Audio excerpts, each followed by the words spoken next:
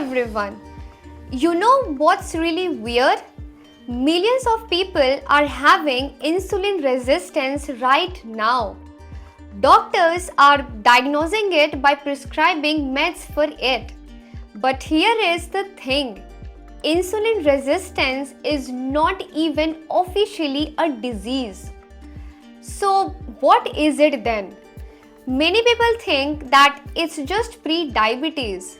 But what if I told you that insulin resistance is the root cause of dozens of health conditions that we treat separately?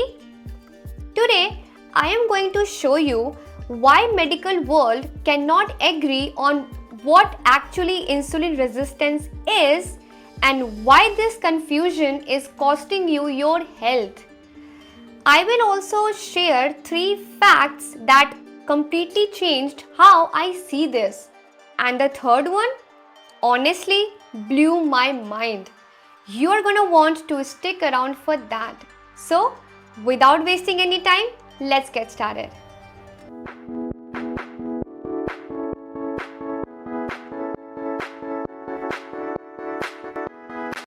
So, why doesn't medicine just call insulin resistance a disease? Well, diseases usually have one clear cause, right? Like if you get infected with a virus, boom, you have flu. Simple. But insulin resistance? It's messier than that. First, there is no single cause. It could come from your diet, lack of exercise, genetics, stress, poor sleep, or all of the above. Second, it shows up everywhere. Your liver might be insulin resistant, but your muscles are fine, or vice versa. It's like different tissues, different problems. And third, it's involved in so many conditions: diabetes, heart diseases, PCOS, fatty liver, that doctors cannot pin it down to just one thing. So here is what it actually is. Insulin resistance is a pathophysiological condition. Big word? I know. But all it means is insulin resistance is just a broken process in our body that leads to multiple diseases. Think of it less like the disease itself and more like the faulty engine that breaks down the whole car. Got it? So insulin resistance is not just one illness. It's the soil where multiple illnesses grow. Okay, so you might be thinking now, if it's not a disease, maybe it's a syndrome. Let's break this down real quick. A disease has a specific problem, like a tumor or an infection. You can point to it and just say, that's what's wrong. A syndrome is different. It's a cluster of symptoms that happen together. Like metabolic syndrome, we have got high blood pressure, high blood sugar, belly fat, all showing up at once. Now, insulin resistance is tied to a lot of these syndromes. It's connected to metabolic syndrome, type 2 diabetes, fatty liver, heart disease, the whole gang. But here is where it gets tricky. You can have insulin resistance for years without any symptoms. No warning signs, nothing. You feel fine, your blood work might just look okay, but underneath, your cells are slowly stopping their response to insulin. So, it does not fit the syndrome label either, because syndromes show up with clear symptoms, right? So basically, it's not a disease we get, it's a metabolic state we slowly drift into. But what most people don't realize is just how broken our understanding of it actually is. Let me show you 3 things that will change how you think about this completely. Okay, first shocking thing.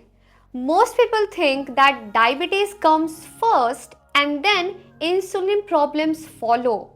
Right? Wrong. In fact, insulin resistance actually shows up decades before diabetes does. Let me show you how it works. Firstly, your body starts resisting insulin. So your pancreas goes, okay, no problem. I will just make more insulin to compensate. And for years, maybe even 10 or 20 years, this actually works. Your blood sugar stays normal. Your doctor says you are completely fine. But behind the scenes, your pancreas is working overtime, pumping out way more insulin than it should, and eventually it burns out. It cannot keep up anymore, and that's when you get diagnosed with diabetes. Here is the crazy part. You could go to the doctor today, get your normal glucose test, and think you are perfectly healthy. But when they check your insulin levels, sky high. Damage already happening. So, you can look healthy on paper while insulin resistance is already progressing. But wait, it gets even stranger. Because not all parts of our body resist insulin the same way.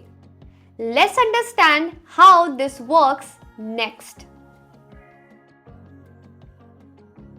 Alright, second thing that will blow your mind. When we say insulin resistance, you would think that your body just stops responding to insulin completely. Right? Nope.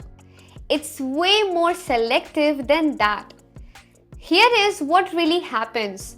Some insulin pathways just shut down, but others keep working just fine. Let me show you how. Insulin does two main things. It helps your cells absorb glucose for energy and it tells your body to store fat. But with insulin resistance, the glucose part stops working. Your cells ignore the signal and as a result, blood sugar stays high. But the fat storage part, still active, still responding perfectly. So, what does that mean for you? Well, you cannot use sugar for energy properly, but your body keeps storing fat like crazy, especially around your belly and in your liver. All the wrong places. That's why people with insulin resistance often gain weight even when they are not overeating. The signal to fat storage never turns off. This is called selective insulin resistance and it completely changes the game. So, insulin resistance does not just block insulin, it rewires it. But here is where it gets really interesting. What if the whole thing is not even a mistake? What if our body is doing this on purpose? Let's dive more deeper into this. Okay, third and final shocker, and this one completely flips the script. What if insulin resistance was not even a malfunction? What if it started as our body is trying to protect us? Here is the theory. When we eat way more food than our body needs, especially carbs and sugar, our body cells gets flooded with fuel. Too much glucose, too much energy, all at once.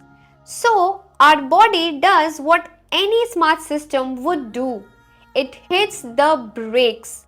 It makes our cells less sensitive to insulin so that they don't get overwhelmed.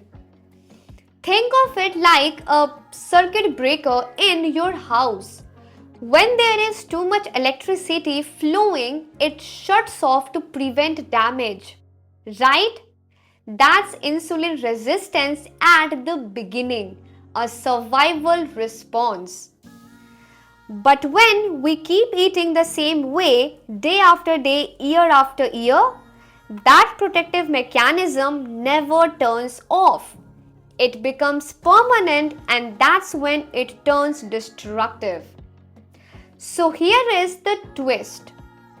Insulin resistance may not start as damage. It may start as defense.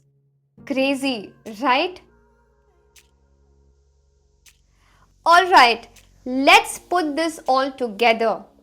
Insulin resistance is not a disease on its own, and it's not just a syndrome either. It's something deeper, a foundational metabolic dysfunction. Think of it as the broken engine that powers multiple chronic diseases: diabetes, heart disease, fatty liver. They all trace back to this one core problem. And that's exactly why it matters so much. So, basically, insulin resistance is not diabetes. It's the stage before diabetes even begins. This is what exactly science explains about insulin resistance. Now, if you're still wondering, okay, but what exactly is insulin resistance at its core? I have made a complete video breaking it down from the absolute basic to the advanced science. It's everything you actually need to understand this condition. Link is right here. Go watch it next.